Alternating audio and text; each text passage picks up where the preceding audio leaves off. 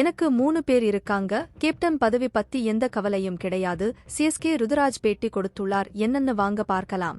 17வது IPL season துவக்க போட்டியில் Royal Challengers Bangalore அணிக்கு எதிரான போட்டிக்கு சென்னை சூப்பர் கிங்ஸ் அணியின் கேப்டனாக மகேந்திர சிங் தோனி டாஸ் நிகழ்வுக்கு வருவார் என்று எதிர்பார்த்து இருந்த நிலையில் அவர் அதிரடியாக கேப்டன் பொறுப்பில் இருந்து விலகிக் கொண்டார். இதற்கு அடுத்து சென்னை சூப்பர் கிங்ஸ் அணி நிர்வாகம் இந்திய அணிக்காகவும் மகாராஷ்டிரா மாநில அணிக்காகவும் விளையாடும் 27 வயதான தங்கள் அணியின் துவக்க ஆட்டக்காரர் ருத்ராஜை கேப்டனாக கொண்டு வந்திருக்கிறது. பலரும் மகேந்திர சிங் தோனிக்கு பிறகு அவரே கேப்டனாக இருப்பார் என்று கூறி வந்த நிலையில் சென்னை சூப்பர் கிங்ஸ் அணி நிர்வாகமும் அப்படியே நினைத்து இருக்கிறது. இந்த நிலையில் சென்னை சூப்பர் கிங்ஸ் அணியின் தலைமை பயிற்சியாளர் நியூசிலாந்தின் ஸ்டீபன் பிளமின் இது முழுக்க மகேந்திர சிங் தோனியின் தனிப்பட்ட முடிவு என்று கூறியிருக்கிறார். மேலும் மகேந்திர சிங் தோனி இந்த ஆண்டு ஐபிஎல் சீசன் முழுவதும் விளையாடுவார் என்று நம்புவதாகவும் அவர் உடல் தகுதி சிறப்பாக இருக்கிறது என்றும் கூறியிருந்தார். 2019 முதல் 2024 வரை ருதுராஜ் சென்னை சூப்பர் கிங்ஸ் அணிக்கு 2019ஆம் ஆண்டு 20 லட்சம் ரூபாய்க்கு ருதுராஜ் வாங்கப்பட்டார்.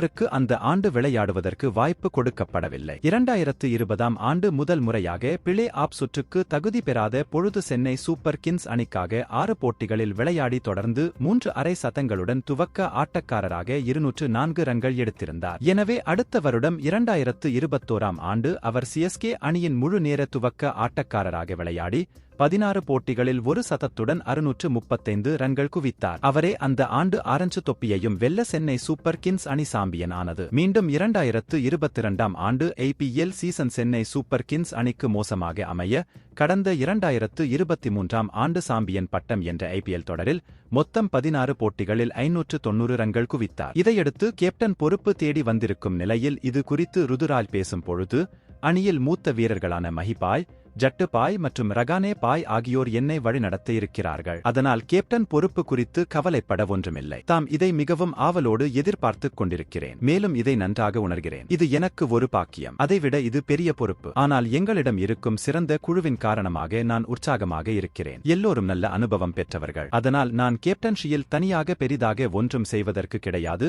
என்று கூறியிருக்கிறார். கிரிக்கெட் செய்திகளை உடனுக்குடன் அறிந்து கொள்ள நியூஸ் கிரிக் சேனலை சப்ஸ்கிரைப் செய்து பாருங்கள். நன்றி, வணக்கம்.